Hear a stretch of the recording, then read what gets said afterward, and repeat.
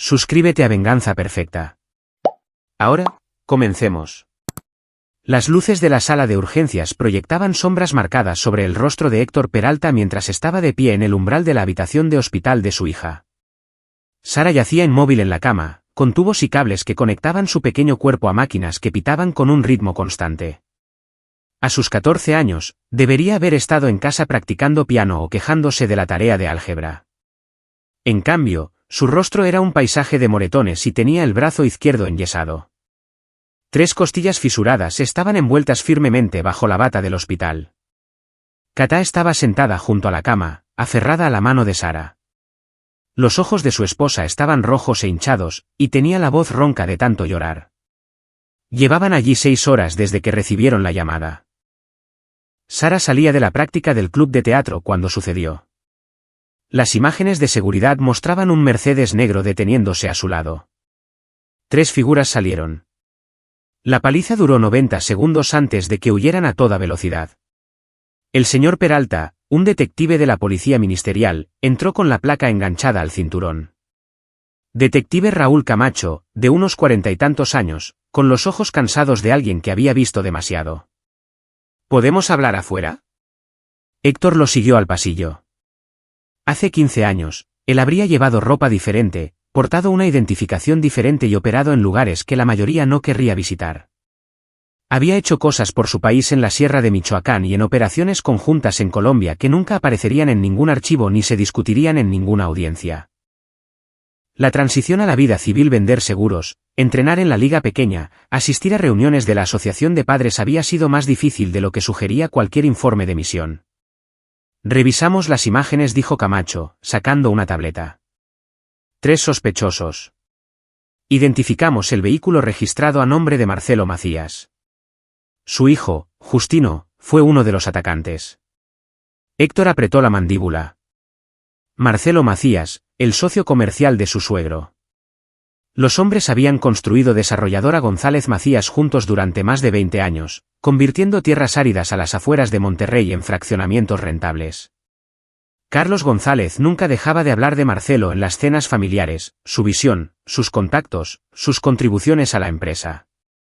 ¿Y? Preguntó Héctor. Camacho se movió incómodo. Los otros 2 sospechosos son menores de edad. Justino Macías acaba de cumplir 18 años el mes pasado. Pero aquí está el asunto. Las imágenes son borrosas. No podemos hacer una identificación positiva que se sostenga ante un juez. La matrícula está parcialmente oscurecida. El abogado de Macías ya se puso en contacto. El chico afirma que estuvo en casa toda la noche. Sus padres respaldan la coartada. ¿Me está diciendo que no le pasará nada? Le estoy diciendo que no tenemos pruebas suficientes para un arresto. Todavía no. Seguimos investigando. No hay pruebas suficientes. Héctor repitió las palabras lentamente. Mi hija está en cuidados intensivos con un pulmón perforado. Y ustedes no tienen pruebas suficientes. Señor Peralta, entiendo su frustración. ¿Tiene hijos, detective? Camacho vaciló. 2 hijas. Entonces entiende exactamente lo que estoy pensando ahora mismo. Héctor se giró hacia la habitación de Sara. Gracias por su tiempo, señor Peralta. Déjenos hacer nuestro trabajo. No haga nada de lo que pueda arrepentirse. Héctor no respondió. Había pasado años haciendo cosas de las que la mayoría de la gente se arrepentiría en lugares donde el arrepentimiento era un lujo que nadie podía permitirse. Carlos González llegó 1 hora más tarde, llenando el pasillo del hospital con su presencia. A sus 63 años, todavía se comportaba como el exjugador de fútbol americano de los Borregos que había sido, aunque su volumen había pasado de músculo a masa. Su esposa, Laura González, la madre de Katá, lo seguía, secándose los ojos con un pañuelo. ¿Qué? Carlos envolvió a su hija en un abrazo. ¿Cómo está? ¿Estable? Carlos, dijo ella, están vigilando por si hay inflamación cerebral. Las próximas 24 horas son críticas. Laura se acercó a la cabecera de Sara y puso una mano en la frente de su nieta. Carlos se volvió hacia Héctor, su expresión cambió de preocupación a algo más reservado. ¿Ya pasó la policía? Acaban de irse, dijo Héctor. No hay pruebas suficientes para un arresto. Carlos exhaló lentamente. Mira, Héctor, sé que estás molesto, pero tenemos que ser inteligentes con esto. Marcelo me llamó. Está devastado. Dice que Justino no estuvo involucrado. El auto estaba registrado a su nombre, pero reportó que fue robado hace 2 días. Yo mismo vi el informe del Ministerio Público. Carlos bajó la voz. Marcelo es mi socio. Hemos construido todo esto juntos. No puedo simplemente acusar a su hijo sin pruebas. Sara es tu nieta. No te atrevas a cuestionar lo que ella significa para mí. El rostro de Carlos se enrojeció. Estoy tratando de manejar esto con cuidado. Marcelo tiene contactos. Forma parte del Consejo Empresarial del Gobernador. Conoce a todos los jueces del Estado de Nuevo León. Si vamos tras Justino sin pruebas sólidas, podría explotarnos en la cara. Peor aún, podría destruir la empresa de la que depende tu esposa para ganarse la vida. Héctor estudió a su suegro. 20 años en operaciones encubiertas le habían enseñado a leer a las personas, sus señales, sus prioridades, sus puntos de quiebre. Carlos González tenía miedo, pero no por Sara. Tenía miedo de perder lo que había construido. Entonces, no hacemos nada, dijo Héctor en voz baja. Estoy trabajando en ello. Dame tiempo para hablar con Marcelo. Averiguar qué pasó realmente. Tal vez los chicos puedan arreglar algo en privado. Disculparse. Cubrir los gastos médicos. Lárguese. Carlos parpadeó. ¿Qué? Salga de esta habitación ahora mismo. Héctor. Empezó Cata. Tu padre acaba de sugerir que la agresión a nuestra hija es un problema de negocios que debe negociarse. La voz de Héctor permaneció tranquila, controlada. Quiero que se vaya. El rostro de Carlos se oscureció. Estás cometiendo un error. Marcelo Macías está protegido. No puedes tocarlos. Demonios, probablemente no podrías tocarlos incluso si tuvieras pruebas. Así es como funciona este país. Papá, por favor, dijo Cata. Ahora no. Carlos sostuvo la mirada de Héctor por un largo momento, luego se volvió hacia su esposa. Laura, vámonos. Volveremos cuando todos estén más tranquilos. Después de que se fueron, Cata se sentó pesadamente. Está tratando de ayudar a su manera. Está tratando de proteger su inversión. Eso no es justo. Él ama a Sara. No lo suficiente. Héctor miró a su hija, todavía inconsciente, todavía rota. No lo suficiente. Las horas se desdibujaron. Los médicos iban y venían, con actualizaciones cautelosamente optimistas. La condición de Sara se estabilizó.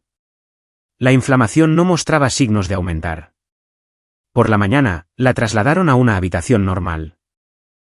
Cata dormitaba en la silla mientras Héctor estaba junto a la ventana, viendo salir el sol sobre el cerro de la silla. Su teléfono vibró. Un mensaje de texto de un número desconocido: me enteré de lo de tu hija. Lamento escucharlo. Si necesitas algo, llámame. Ángel. Ángel el Güero Vargas. Habían trabajado juntos en la frontera, y luego en Colombia. Ángel había dejado la agencia 5 años antes de que Héctor iniciara una firma de consultoría de seguridad privada que trabajaba tanto para gobiernos como para corporaciones. Se mantenían en contacto esporádicamente, intercambiando correos electrónicos en días festivos y alguna llamada ocasional. Héctor borró el mensaje. No necesitaba a Ángel. Todavía no. Lo que necesitaba era información. Su antigua vida le había enseñado paciencia. En Sinaloa, había pasado 3 meses cultivando su fuente, construyendo confianza ladrillo a ladrillo. En Bogotá, había rastreado un objetivo durante 7 semanas antes de hacer su movimiento. La clave era la preparación, entender cada ángulo, cada variable. Marcelo Macías había cometido un error al pensar que las conexiones equivalían a invencibilidad. Héctor había operado en zonas donde los jefes de plaza comandaban ejércitos privados y los funcionarios corruptos podían hacer desaparecer a la gente con una llamada telefónica. Monterrey, Nuevo León, era un patio de recreo en comparación. Solo necesitaba ser inteligente al respecto. Sara se despertó 3 días después. Su primera palabra fue, papá. Y Héctor tuvo que salir al pasillo para componerse. Los médicos estaban satisfechos con su progreso, hablando de terapia física, asesoramiento y una larga recuperación por delante. Sara recordaba todo, el Mercedes negro, la cara de Justino Macías, sus amigos sujetándola mientras él le pateaba las costillas, sus risas mientras se alejaban en el auto. El detective Camacho volvió a pasar. Entrevistó a Sara, tomó notas detalladas y prometió hacer un seguimiento. Sus ojos decían lo que sus palabras no, este caso no iba a ninguna parte.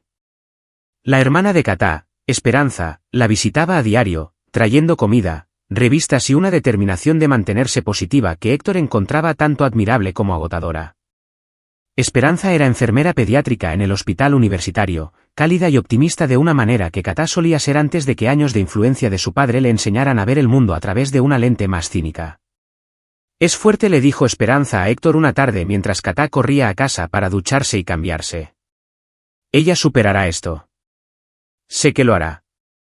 Me asustas un poco, Héctor. Esa mirada en tus ojos. ¿Qué mirada? La que dice que estás planeando algo. Héctor logró sonreír. Estoy planeando asegurarme de que mi hija sane y se sienta segura de nuevo. No es eso a lo que me refiero. Lo sé. Le apretó el hombro. No te preocupes por mí. Pero los instintos de Esperanza eran buenos. Héctor estaba planeando. Cada noche, cuando Catá se dormía en la silla junto a la cama de Sara, él salía y hacía llamadas. No a Ángel todavía, eso vendría después. Primero, necesitaba información. Un ex colega, que ahora trabajaba en el sector privado en sistemas, realizó una verificación de antecedentes sobre Marcelo Macías. Limpio en la superficie, pero surgieron detalles interesantes. 3 quejas previas contra desarrolladora González Macías por violaciones de seguridad ante Protección Civil, todas resueltas fuera de los tribunales. Una demanda de acoso sexual de una exsecretaria, también resuelta discretamente. La esposa de Marcelo, Michelle, había solicitado la separación 2 veces en la última década, reconciliándose ambas veces en cuestión de semanas. El historial de Justino Macías era más revelador. Archivo juvenil sellado, pero el contacto de Héctor logró echar un vistazo dentro. Cargos de agresión a los 16 años, retirados cuando la familia de una víctima abandonó repentinamente la ciudad. Vandalismo a los 17, cargos desestimados. Un patrón de violencia, un patrón de consecuencias que se evaporaban. El chico pensaba que era intocable, un típico junior. Ese fue su primer error. 2 semanas después del ataque, Sara volvió a casa. La casa se sentía diferente, más tranquila, más frágil. Se movía con cuidado, todavía dolida, todavía sanando. Por la noche, Héctor la oía llorar en su habitación. Carlos González llamaba a Catá a diario, pero no la visitaba. El mensaje era claro. Había elegido su bando. No era el de ellos. Marcelo dice que Justino está dispuesto a disculparse, le dijo Carlos a Catá durante una llamada que Héctor escuchó. Tal vez si nos sentamos todos juntos. No, dijo Héctor, quitándole el teléfono a Catá. Dile a Marcelo que no nos interesa la disculpa de su hijo. Estás siendo terco. Todo esto podría desaparecer. Ya ha desaparecido para él, pero no para nosotros. ¿Qué se supone que significa eso? Significa que tu nieta se despierta gritando. Significa que no puede caminar hasta la parada del camión sin entrar en pánico. Significa que los 3 chicos que la mandaron al hospital andan libres mientras tú te preocupas por tu sociedad comercial. Héctor, tienes que entender la posición en la que estoy. La entiendo perfectamente. La voz de Héctor era de hielo. Tomaste tu decisión. Vive con ella. Colgó. Catá lo miró con lágrimas en los ojos. Es mi padre y el abuelo de Sara. Eligió a Marcelo por encima de ella. Eso no es culpa mía. ¿Qué vas a hacer? Lo que debería haber hecho desde el principio. Proteger a mi familia. Esa noche, después de que Catá y Sara se durmieran, Héctor bajó al sótano, que usaban como bodega. Detrás de un panel falso en la pared había una caja fuerte que había instalado cuando compraron la casa. Dentro, 3 pasaportes con nombres diferentes, 1.000.000 de pesos en efectivo, una Glock 19 y un teléfono desechable que nunca había sido activado. Encendió el teléfono y envió un mensaje de texto al número encriptado de Ángel: necesito hablar pronto. La respuesta llegó en minutos: mañana. Lugar habitual. El lugar habitual era una cafetería en San Nicolás, lo suficientemente lejos de San Pedro para evitar caras conocidas.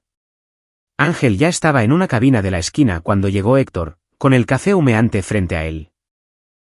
Había envejecido bien, todavía delgado y de mirada aguda, aunque su cabello se había vuelto gris en las sienes. «¿Héctor? Ha pasado tiempo». Se dieron la mano y Héctor se deslizó en la cabina. Ángel empujó un menú sobre la mesa. «Pide algo. Hace que parezca menos sospechoso. Esta no es esa clase de reunión. Todas las reuniones son de esa clase si lo haces bien». Ángel sonrió, pero sus ojos estaban serios. «Cuéntame sobre tu hija». Héctor le expuso todo: el ataque, la indiferencia policial, la traición del suegro. Ángel escuchó sin interrumpir, con expresión neutral. «Entonces, ¿quieres que me encargue de él?», dijo Ángel cuando Héctor terminó. «¿Del hijo?». «No solo del hijo. De toda la familia. Quiero que sean destruidos». «Es mucho pedir». «No estoy pidiendo caridad. Pagaré la tarifa que estés cobrando en estos días». Ángel negó con la cabeza. «Ya no hago trabajo sucio, Héctor. Demasiadas complicaciones, demasiada exposición. Ahora dirijo un negocio legítimo». «Entonces indícame la dirección correcta». «¿Por qué? Eres perfectamente capaz de manejar esto tú mismo». «Estoy fuera de práctica. Fuera del circuito». «No lo estás». Ángel tamborileó con los dedos sobre la mesa, pensando. «Marcelo Macías. Desarrolladora González Macías. He oído el nombre. Están construyendo ese nuevo complejo comercial cerca de San Pedro, ¿verdad? Entre otros proyectos. Grandes contratos, mucho dinero, muchas partes móviles». Ángel se reclinó. «Si quieres lastimar a alguien así, no vas directamente a por ellos. Vas a por sus cimientos, su reputación, su dinero. Hazlos tóxicos. Hazlos vulnerables. Necesito detalles. Necesito pensarlo. Esto no es algo que se apresure». Ángel sacó su teléfono. «Dame una semana. Haré algunas llamadas. Veré qué puedo averiguar sobre las operaciones comerciales de Macías. Mientras tanto, necesitas mantenerte limpio. No hagas ninguna estupidez. No les des munición. Una semana. Una semana. Luego hablaremos de opciones». Se separaron en el estacionamiento. Héctor condujo a casa, su mente ya trabajando en las posibilidades. Ángel tenía razón. Ir directamente tras Marcelo sería un suicidio. Pero erosionar su imperio pieza por pieza. Eso era viable. Eso era sostenible. Sara estaba en la sala cuando él llegó a casa, haciendo ejercicios de fisioterapia que Esperanza le había mostrado. Levantó la vista cuando él entró y logró sonreír. «Hola, papá». «¿Dónde estabas?» «Solo despejando mi mente». «¿Cómo te sientes?» «Mejor». «Todavía duele respirar a veces». Se sentó a su lado en el sofá. «Eso se hará más fácil. Los médicos dijeron que todo está sanando bien». Papá vaciló. «¿Se van a meter en problemas? ¿Los chicos que hicieron esto?» Héctor eligió sus palabras con cuidado. «La policía sigue investigando. Pero no crees que lo harán. Creo que el sistema no siempre funciona como debería». Sara asintió lentamente. «El abuelo llamó a mamá hoy. Ella estaba llorando después». «¿Qué dijo?» «No lo sé, pero mamá parece asustada». «¿Asustada de qué?» «¿De ti?» «Creo que de lo que podrías hacer». Héctor abrazó a su hija, con cuidado de sus costillas. «Nunca haría nada para lastimar a esta familia.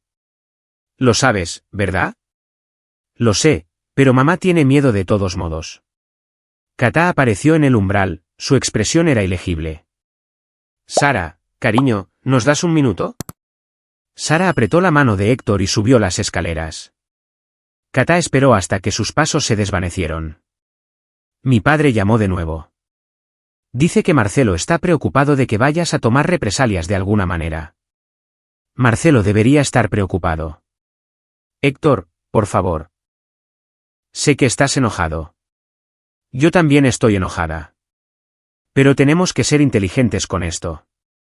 Si haces una locura, si terminas en el penal, ¿qué pasa con Sara? ¿Conmigo? No voy a ir a la cárcel. No puedes prometer eso. Sí, puedo. Se puso de pie frente a ella. Katá, pasé 15 años operando en entornos hostiles. Sé cómo manejar amenazas. Sé cómo proteger lo que importa. Esto no es la sierra. No puedes simplemente hacer desaparecer a la gente. ¿No puedo? Las palabras quedaron suspendidas en el aire. El rostro de Katá palideció. ¿Qué significa eso? Significa que Marcelo Macías cree que es intocable porque conoce jueces y forma parte de consejos. Pero he tratado con personas mucho más peligrosas que él. Y ahora todas están muertas. Dios mío. Héctor, escúchate. Estoy escuchando. Y lo que escucho es a mi hija llorando hasta dormirse todas las noches mientras sus atacantes caminan libres. Lo que escucho es a tu padre eligiendo a su socio comercial sobre su propia nieta. Lo que escucho es un sistema que nos falló y una familia que nos abandonó. Así que tu solución es la violencia. ¿Es eso? Mi solución es la justicia. Como sea que tenga que llegar. A Katá le temblaban las manos. Me casé contigo porque intentaste dejar esa vida atrás. Me prometiste que habías terminado con ese mundo. Lo estaba hasta que lastimaron a nuestra hija. Y si haces esto lo que sea que estés planeando y destruye todo lo que hemos construido, entonces construiremos algo nuevo. Pero no dejaré que se salgan con la suya con lo que hicieron. Katá lo miró fijamente durante un largo momento, luego se dio la vuelta y subió las escaleras.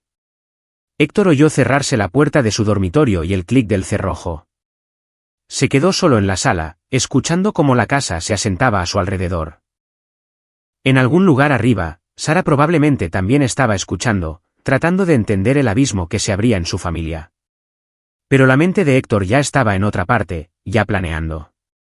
Ángel llamaría en una semana con información. Hasta entonces, necesitaba hacer su propio reconocimiento, aprender las rutinas de Marcelo Macías, sus vulnerabilidades, sus puntos de presión. A la mañana siguiente, Héctor comenzó a seguir a Marcelo Macías. El empresario mantenía un horario predecible, gimnasio a las 6, oficina a las 8, almuerzo en el club campestre la mayoría de los días. Conducía un Lexus plateado con matrícula GZMC. Arrogante incluso en sus placas personalizadas. Héctor observaba desde la distancia, catalogando detalles. La secretaria de Marcelo, una mujer llamada Chelo Núñez de unos 50 años, parecía competente pero con exceso de trabajo. La oficina en sí estaba en un edificio de acero y vidrio en la zona de Valle Oriente, compartido con otras empresas.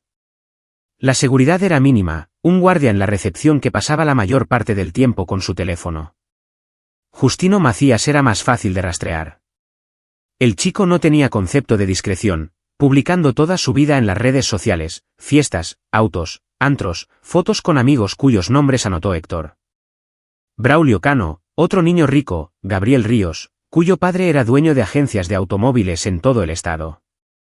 Michelle Macías, la esposa de Marcelo, era la más interesante. Mantenía un perfil bajo, pero Héctor también encontró su patrón. Yoga 3 mañanas a la semana en un estudio en Calzada del Valle. Sesiones semanales de terapia en una oficina en San Pedro. Viajes de compras a Paseo San Pedro. Siempre sola. Una mujer que seguía la rutina de una vida que no quería. Ángel llamó al 6º día. Tenemos que vernos. Encontré algo. Se reunieron en una cafetería diferente esta vez, al sur de Monterrey, en Guadalupe. Ángel deslizó una carpeta sobre la mesa. Marcelo Macías está endeudado hasta el cuello. El proyecto de San Pedro está perdiendo dinero. Sobrecostos, problemas de permisos, disputas con contratistas. Tiene préstamos de 3 bancos diferentes, además de inversores privados que se están poniendo nerviosos. ¿Qué tan nerviosos? Lo suficientemente nerviosos como para que si algo más saliera mal, si la opinión pública se volviera en su contra, si un contrato se retrasara, si su reputación sufriera un golpe, todo podría colapsar. ¿Qué tipo de golpe? Ahí es donde se pone interesante. Ángel sacó su teléfono y le mostró a Héctor un artículo de noticias. ¿Recuerdas las violaciones de seguridad que mencioné? Una de ellas involucró a un trabajador que cayó 3 pisos. Un chico llamado Darío Castro. Se rompió la espalda, paralizado de la cintura para abajo. González Macías llegó a un acuerdo por 6 millones de pesos y le hizo firmar un acuerdo de confidencialidad. ¿Podemos romper el acuerdo de confidencialidad? No tenemos que hacerlo. El acuerdo fue civil. Pero si surgiera nueva evidencia, si alguien, digamos, descubriera que Marcelo había falsificado informes de seguridad o sobornado inspectores, eso es criminal. Eso es tiempo en el penal. Y eso hundiría su credibilidad ante los inversores. Héctor sintió que algo encajaba. ¿Tienes pruebas? Aún no, pero sé dónde buscar. Macías utiliza una empresa externa para las inspecciones de seguridad, tecnología y cumplimiento del norte. Sus informes han sido sospechosamente consistentes en múltiples proyectos. O Macías dirige los sitios de construcción más seguros de México o alguien está manipulando los libros. ¿Cómo lo probamos? Déjame eso a mí. Tengo contactos que pueden entrar en los servidores de tecnología del norte. Sacar los informes de inspección reales frente a los presentados al municipio. Si hay fraude, lo encontraremos. ¿Cuánto tiempo? 2 semanas, tal vez menos si puedo agilizarlo. Héctor asintió lentamente. Eso maneja el lado comercial. ¿Qué pasa con Justino? La expresión de Ángel se endureció. Eso es más complicado. El chico es técnicamente un adulto, pero sus padres lo protegerán. Cualquier acción directa contra él te pone en la mira. No tengo miedo de estar en la mira. Lo sé, pero debes ser inteligente al respecto. Ángel se inclinó hacia adelante. ¿Qué pasaría si las acciones de Justino tuvieran consecuencias que su padre no pudiera arreglar? ¿Qué pasaría si sus propias decisiones lo destruyeran? Te escucho. El chico sale mucho de fiesta. Usa cocaína por lo que me dicen mis fuentes. No solo recreativa. Ahora tiene un hábito. La posesión de coca en México es delito grave. Si lo atrapan con suficiente cantidad, es tiempo en prisión. Prisión real, no rehabilitación en un club campestre. Marcelo lo sacaría con abogados. No si hubiera circunstancias agravantes. No si, digamos, lo atraparan distribuyendo. Ese es un cargo completamente diferente. Mucho más difícil de eludir. Héctor lo pensó. Estás sugiriendo que le tendamos un 4. Estoy sugiriendo que le demos suficiente cuerda para que se ahorque él mismo. El chico ya consume. Solo necesitamos ponerlo en una posición donde su consumo se convierta en problema de todos. ¿Cómo? Todavía estoy trabajando en eso, pero tengo ideas. Ángel cerró la carpeta.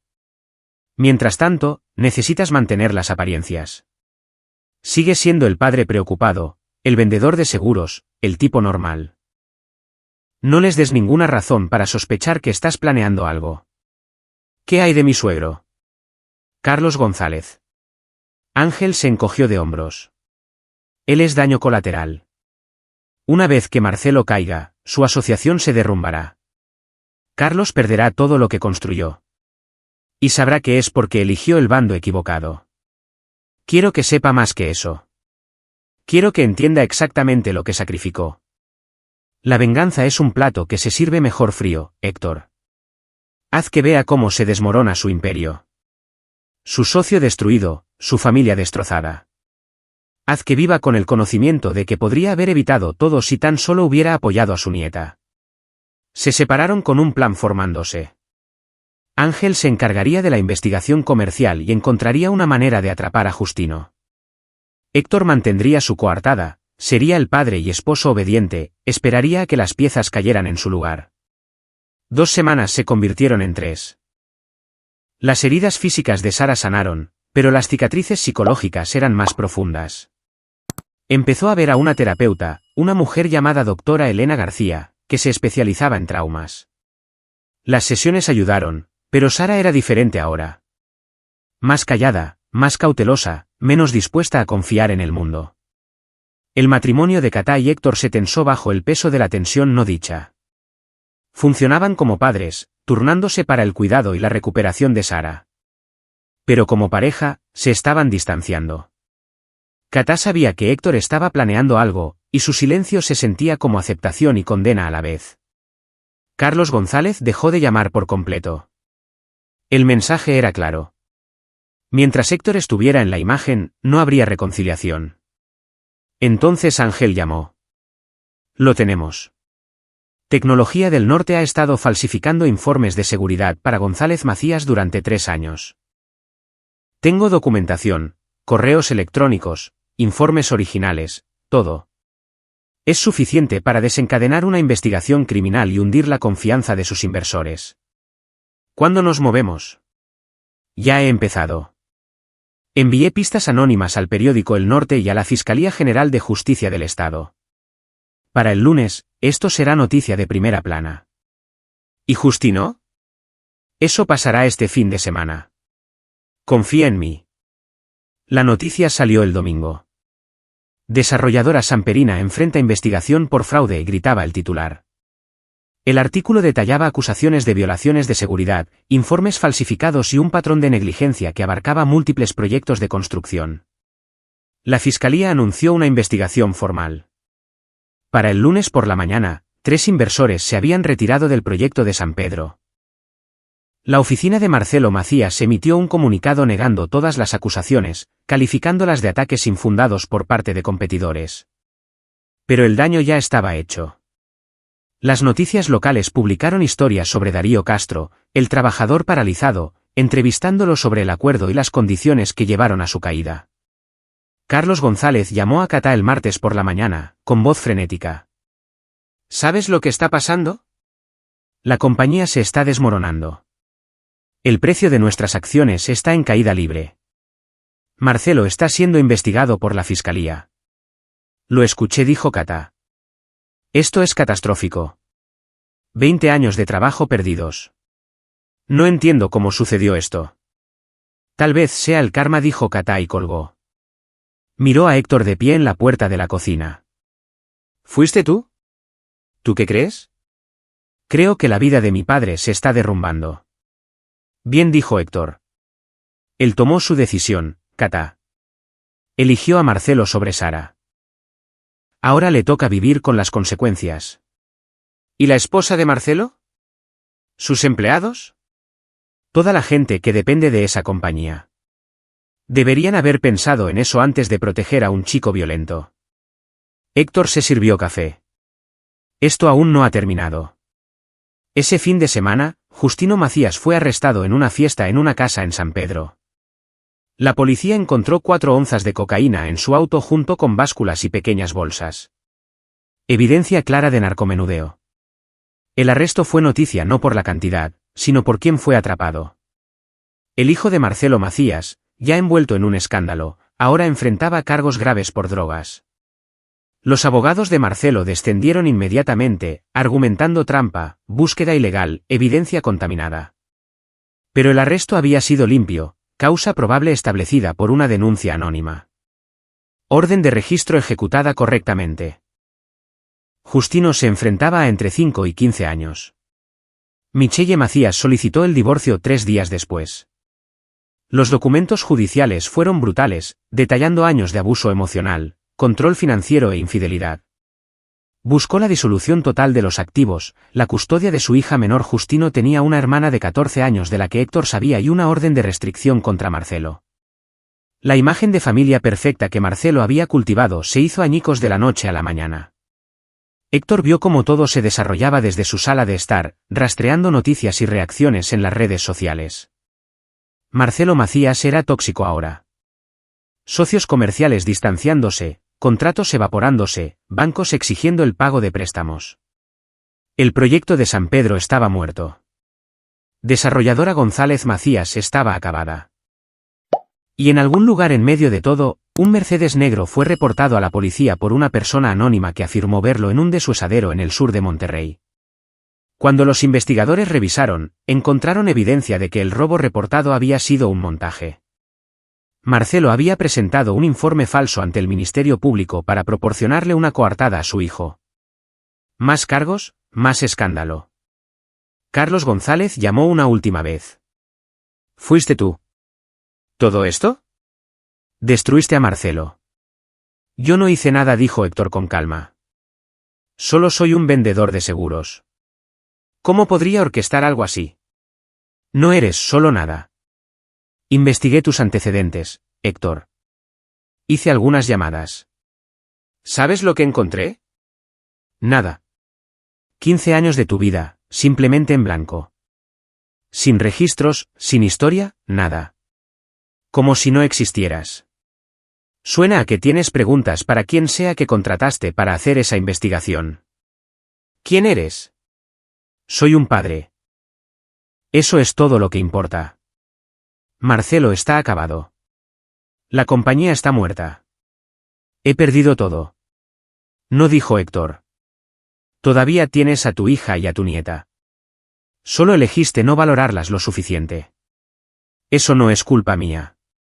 Por favor, haré cualquier cosa. Solo dime cómo arreglar esto. No puedes. Ese es el punto. La voz de Héctor era de hielo. Te reíste cuando te dije que mi hija estaba en la UCI. Dijiste que Marcelo estaba protegido. Me dijiste que no podía tocarlos. Recuerda ese silencio. Descubrirás quién soy si alguna vez te vuelves a reír de mi hija. Pero no lo harás, ¿verdad? Porque ahora entiendes lo que sucede cuando eliges el bando equivocado. Héctor colgó. Esa noche, Sara bajó las escaleras mientras Héctor veía las noticias.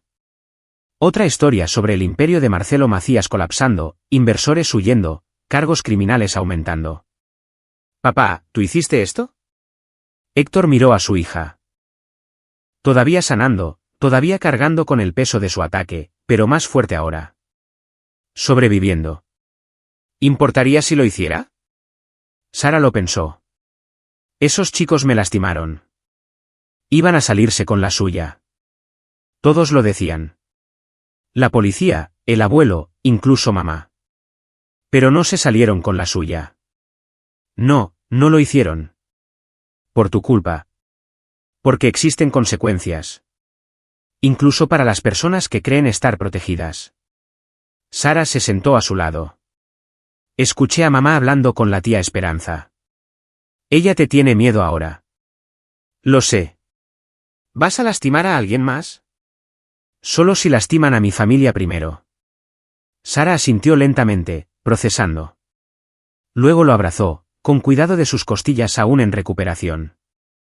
Gracias por protegerme. Siempre, Sara. Siempre. 3 meses después, Marcelo Macías se declaró culpable de fraude y de falsedad de declaraciones.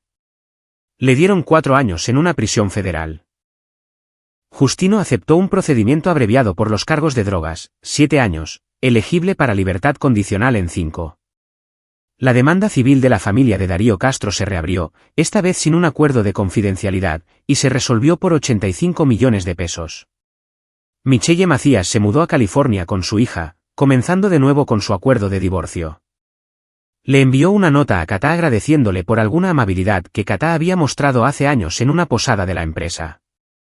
Un momento que Catá apenas recordaba, pero que Michelle aparentemente nunca olvidó.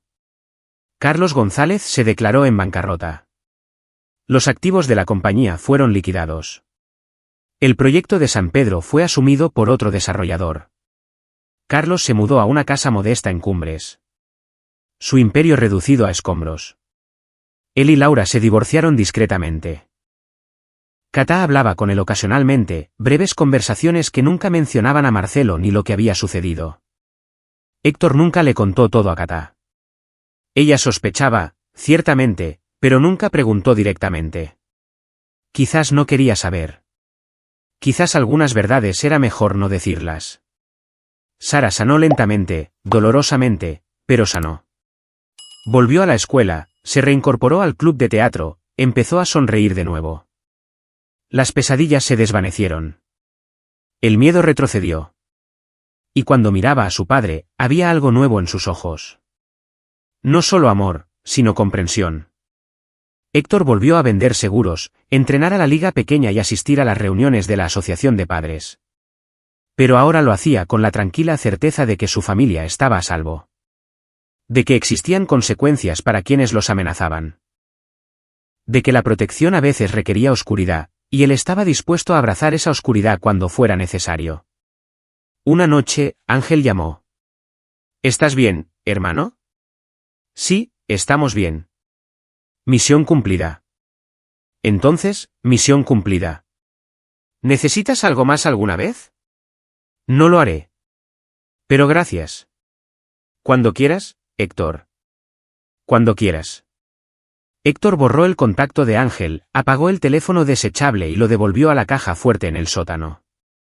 Los pasaportes, el dinero en efectivo, el arma, todo seguía allí, esperando, por si acaso. Pero por ahora, podían esperar. Sara llamó desde arriba, preguntando si quería ver una película con ella y Kata. Noche familiar, como solían hacer antes de que todo cambiara. Voy, respondió Héctor. Cerró la puerta del sótano, la cerró con llave y subió las escaleras hacia su familia. El pasado había quedado atrás. Las amenazas estaban neutralizadas. El mañana traería nuevos desafíos, nuevas rutinas, una nueva normalidad. Pero esta noche, verían películas, comerían palomitas y estarían juntos. Y eso era suficiente. Aquí es donde nuestra historia llega a su fin. Comparte tus pensamientos en la sección de comentarios. Gracias por tu valioso tiempo. Si disfrutaste esta historia, por favor asegúrate de suscribirte a este canal. Eso me ayudaría mucho.